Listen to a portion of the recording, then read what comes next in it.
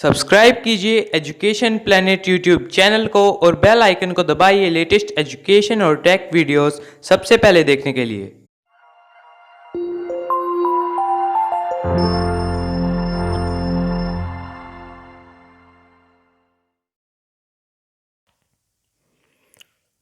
प्रिय विद्यार्थियों, आपका स्वागत है एजुकेशन प्लेनेट नौहर चैनल पर। और आज हम कक्षा 6 हिंदी विषय में पाठ 2 बचपन, इस पाठ को हम पढ़ेंगे। इस पाठ का सारांश, लेखिका का परिचय, उसके प्रश्नोत्तर, कठिन शब्द, सब बातों की हम इस पाठ में चर्चा करेंगे। तो सबसे पहले पाठ की लेखिका के बारे में बात करते हैं। बचपन नामक का जो ये पाठ है, ये संस्मरण है। और संस्मरण क्या होता है कि जिसमें ऐसी कोई बात लिखी हुई हो जिसमें कोई महत्वपूर्ण घटना हो या कोई कार्य हो, इसका उल्लेख जिसमें किया हुआ हो, इस प्रकार की रचना को कहते हैं संस्मरण। और ये बचपन नाम का जो ये संस्मरण है, पाठ है, इसकी लेखिका है कृष्णा सोबती। सबसे पहले हम लेखिका के परिचय की बात करते हैं। कृष्णा सोबती का जन्म 18 फरवरी 1925 में गुजरात में हुआ था। इन्होंने बहुत सारी रचनाएं की। इनकी रचनाएं हैं लाभा प्रथम कहानी, दादी अम्मा, मित्रों मरजानी, जिंदगी नामा, सूरजमुखी, अंधेरे में आदि अन्य बहुत सी रचनाएं भी की। इन्हें 2017 में ज्ञानपीठ पुरस्कार दिया गया। इन्हें अन्य पुरस्कार जैसे साहित्य अकादमी पुरस्कार, शिरोमणि पुरस्कार भी दिए गए। इनकी मृत्यु 25 जनवरी 2019 में हुई। ये जो पाठ है बचपन, इन्होंने इस पाठ में अपनी बचपन की घटनाओं के बारे में बताया। उन्होंने अपने जीवन में बहुत से कहानी संग्रह भी लिखे।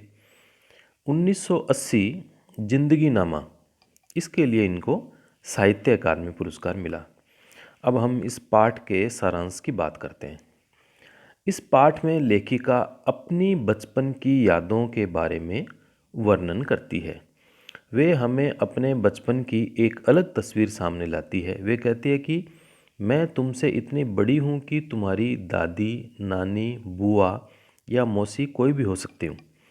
वे कहते हैं कि अब मैं अपने आप को सयाना महसूस करने लगी हूँ क्योंकि मेरे पहनने ओढ़ने में काफ़ी बदलाव आ गया। पहले मैं रंग बिरंगे कपड़े जैसे नीला, जामुनी, ग्रे, काला, चॉकलेटी आदि पहनती थी, लेकिन मेरा मन अब हल्के रंगों के कपड़े पहनने का करता है।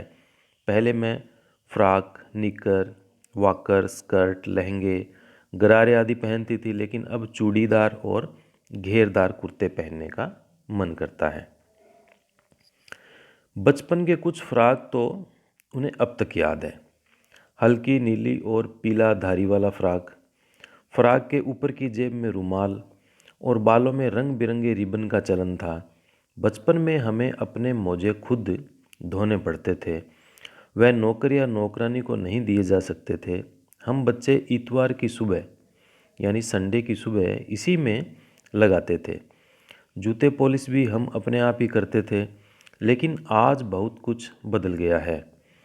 पहले हम शनिवार को ऑलिव ऑयल या कैस्टर ऑयल पीते थे, लेकिन अगर वो हम न भी पीते तो हमारी सेहत न बिगड़ती। पहले के समय और आज के समय बहुत अंतर आ गया। उन दिनों में कुछ घरों में ग्रामोफोन थे, रेडियो और टेलीविज़न नहीं थे। हमारे समय की कुल्फ़ी आइसक्रीम हो गई, कचौड़ी समोसा पेटीज़ में बदल गया। हफ्ते में एक बार चॉकलेट खरीदने की छूट थी। उस समय चने, जोर गरम और अनारदाने का चूर्ण मिलता था। उस समय गाना चना जोर गरम बाबू में लाया मज़ेदार, चना जोर गरम उस समय स्कूल के हर बच्चे को आता था। शिमला में हम घोड़ों की सवारी का मौका भी मिल जाता था। हमें शहतूत और फालसे का शरबत, कोक और पेप्सी ने गायब कर दिया। कोल्ड ड्रिंक में उस समय लेमनेड और विमटो मिलती थी। शाम को रंग बिरंगे गुब्बारे, सामने जाखू का पहाड़, चर्च की बजती घंटियाँ उन्हें अच्छी लगती थी। शाम का धीरे धीरे रात में बदलना सुहावने दृश्य उपस्थित करता था। और उन दिनों स्कैंडल पॉइंट के सामने एक दुकान पर शिमला काल का ट्रेन का मॉडल रखा रहता था। उसी के पास एक और दुकान भी थी, चश्मे की दुकान। लेखिका के चश्मे को देखकर लोग तरह तरह की बातें करते थे। उनके चचेरे भाई ने उनके चश्मे पर कविता ही सुना डाली और उनकी सूरत लंगूर जैसी बता दी। लेखिका ने छोटे भाई को टोपा लगाकर आईने में अपनी सूरत काफ़ी देर तक देखी। अब चश्मे के साथ लेखिका हिमाचली टोपी लगाती है। तो ये पाठ का सारांश था। अब इस पाठ में जो कठिन शब्द आए हैं उनकी हम बात करते हैं। सयाना यानी समझदार, फ्रिल झालर, स्टाकिंग लंबी जुराब, ऑलिव ऑयल जैतून का तेल, कैस्टर ऑयल अरंडी का तेल, खुराक निश्चित मात्रा, स्टॉक संग्रह या भंडार, बुरकना चूर्ण जैसी वस्तु को छिड़कना, छुटपन छुटपन बचपन को कहा गया है। और कमतर कम महत्वपूर्ण, हष्टपुष्ट तगड़ा हट्टा कट्टा, कोलाहल शोर हंगामा हल्ला, अटपटा टेढ़ा या कठिन, आश्वासन भरोसा विश्वास, खोजना झुंझलान, सहज आसान। अब पाठ्य पुस्तक के प्रश्नोत्तर। लेखिका बचपन में इतवार की सुबह क्या क्या काम करती थी? इसका उत्तर है अपने मोजे धोना, जूते पालिश करना। ये कार्य लेखिका इतवार को करती थी। प्रश्न नंबर 2, तुम्हें बताऊंगी कि हमारे समय और तुम्हारे समय में कितनी दूरी हो चुकी है। इस बात के लिए लेखिका क्या क्या उदाहरण देती है? इसका उत्तर है उन दिनों घरों में ग्रामोफोन थे, रेडियो टेलीविज़न नहीं थे। उस समय की कुल्फ़ी आइसक्रीम होगी, कचौरी समोसा पेटीज में बदल गया। उन दिनों कोक नहीं, लेमनेड विमटो मिलती थी। प्रश्न नंबर 3, लेखिका को चश्मा क्यों लगाना पड़ा? चश्मा लगाने पर उनके चचेरे भाई उन्हें क्या कहकर चिढ़ाते थे? इसका उत्तर है नज़र कमज़ोर होने की वजह से लेखिका को चश्मा लगाना पड़ा। उनके चचेरे भाई उन्हें चिढ़ाकर कहते थे, आँख पर चश्मा लगाया ताकि सूझे दूर की, यह नहीं लड़की को मालूम सूरत बनी लंगूर की। प्रश्न नंबर 4, लेखिका अपने बचपन में कौन कौन सी चीज़ें मज़ा ले लेकर खाती थी? उनमें प्रमुख फलों के नाम लिखो। इसका उत्तर है लेखिका अपने बचपन में चॉकलेट मज़ा ले ले खाती। लेखिका जो फल खाती थी वे थे काफल, रसभरी, कसमल आदि। इनके अलावा चना, जोर गरम, चेस्टनट भी उन्हें बहुत अच्छे लगते थे। अब इसमें भाषा की बात करते हैं। क्रियाओं से भाववाचक संज्ञाएं बनती है, जैसे मारना से मार, काटना से काट, हारना से हार, सीखना से सीख, पलटना से पलट, हड़पना से हड़प।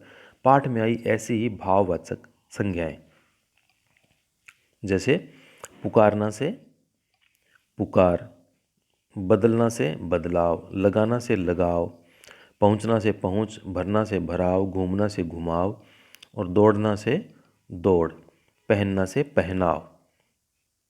प्रश्न इसका भाषा संबंधी अगला प्रश्न है, 4 दिन, कुछ व्यक्ति, 1 लीटर दूध आदि शब्दों के प्रयोग पर ध्यान दो। तो पता चलेगा कि इनमें 4, कुछ और 1 लीटर शब्द से संख्या का परिमाण या आभास है, क्योंकि ये संख्यावाचक विशेषण है। इसमें भी 4 दिन से निश्चित संख्या का बोध होता है, इसलिए इसको निश्चित संख्यावाचक विशेषण कहते हैं। और कुछ व्यक्ति से अनिश्चित संख्या का बोध होता है, इसलिए इसे अनिश्चित संख्यावाचक कहते हैं। इसी प्रकार 1 लीटर दूध से परिमाण का बोध होता है, इसलिए इसे परिमाणवाचक विशेषण कहते हैं। नीचे लिखे वाक्यों को पढ़ो और उनके सामने विशेषण के भेदों को लिखिए। जैसे पहला है, मुझे 2 दर्जन केले चाहिए। अब इसमें निश्चित होगी बात 2 दर्जन, तो ये है निश्चित संख्यावाचक। 2 किलो अनाज दे दो, ये भी निश्चित परिमाणवाचक है। कुछ बच्चे आ रहे हैं, ये कुछ बच्चे आ रहे हैं निश्चित नहीं है, इसलिए इसको अनिश्चित संख्यावाचक कहा गया है। सभी लोग हंस रहे हैं, ये भी अनिश्चित संख्यावाचक है। तुम्हारा नाम बहुत सुंदर है, यह भी अनिश्चित परिमाणवाचक संज्ञा है। प्रश्न नंबर 3, कपड़ों में मेरी दिलचस्पियां मेरी मौसी जानती थी। इस वाक्य में रेखांकित शब्द दिलचस्पियां और मौसी संज्ञाओं की विशेषता बता रहे हैं। इसलिए सार्वनामिक विशेषण है। सर्वनाम कभी कभी विशेषण का काम भी करते हैं। पाठ में से ऐसे 5 उदाहरण छांटकर आपको लिखने हैं। तो इसका उत्तर है ऐसे 5 उदाहरण निम्नलिखित है। तुम्हारी दादी, अपने मोजे, हमारे समय में, मेरे चेहरे की, मेरा चश्मा, ये इसी प्रकार के उदाहरण हैं। अब अति लघुतरात्मक प्रश्न। प्रस्तुत पाठ किस विधा में लिखा गया है? प्रस्तुत पाठ संस्मरण विधा में लिखा गया है। संस्मरण यानी महत्वपूर्ण घटनाओं का उल्लेख। पाठ बचपन के रचयिता कौन है? कृष्णा सोबती। लेखिका इस पाठ में किसका वर्णन करती है? इसका उत्तर है अपने बचपन की यादों का। और चौथा प्रश्न है वे बचपन में किस रंग के कपड़े पहनती थी? तो नीला, जामुनी, ग्रे, काला, चॉकलेटी कलर के कपड़े पहनती थी। प्रश्न 5, अब उनको कैसे कपड़े पहनने का मन होता है? अब उनको सफ़ेद कपड़े पहनने का मन होता है। फ्रॉक के ऊपर की जेब में क्या रखते थे? रुमाल। बचपन में मोजे कौन धोता था? प्रश्न नंबर 8, शनिचर या शनिवार को उन्हें क्या पीना पड़ता था? तो इसका उत्तर है ऑलिव ऑयल या कैस्टर ऑयल। प्रश्न नंबर 9, उन दिनों घरों में क्या नहीं थे? तो इसका उत्तर है रेडियो और टेलीविज़न। प्रश्न नंबर 10, लेखिका और उसके भाई बहनों की ड्यूटी क्या लाने की, ये यहाँ पे गलती की जगह लिखा जाएगा क्या लाने की लगती थी। तो लेखिका और उसके भाई बहनों की ड्यूटी क्या लाने की लगती थी? शिमला माल से ब्राउन ब्रेड। ये शिमला की जगह भी यहाँ पे आप शिमला इसको मानिए। शिमला माल से ब्राउन ब्रेड। प्रश्न नंबर 11, लेखिका को चॉकलेट खरीदने की छूट कब थी? हफ्ते में एक बार। और प्रश्न नंबर 12, लेखिका चॉकलेट खाने का मज़ा कब लेती थी? रात के खाने के बाद बिस्तर में लेटकर। प्रश्न नंबर 13, लेखिका को शिमला के कौन कौन से फल याद हैं? काफल, रसभरी व कसमल। और चेस्टनट को लेखिका कैसे खाया करती थी? आग में भून कर। ये इसका उत्तर होगा। प्रश्न नंबर 15, शिमला रिज पर किसकी सवारी के मज़े लेखिका बचपन में लिया करती थी? तो ये घोड़ों की सवारी के। प्रश्न नंबर 16, घोड़ों को क्या समझाता था? घोड़ों को कमतर समझा जाता था। तो इसका उत्तर होगा कमतर। तो इस प्रकार से ये कृष्णा सोबती द्वारा रचित पाठ बचपन जो कि अभी पूरा हुआ है। किसी प्रकार की कोई आपको परेशानी हो, कोई समस्या हो तो आप कमेंट बॉक्स में अपनी आप बात लिख के आप में से बात पूछ सकते हैं।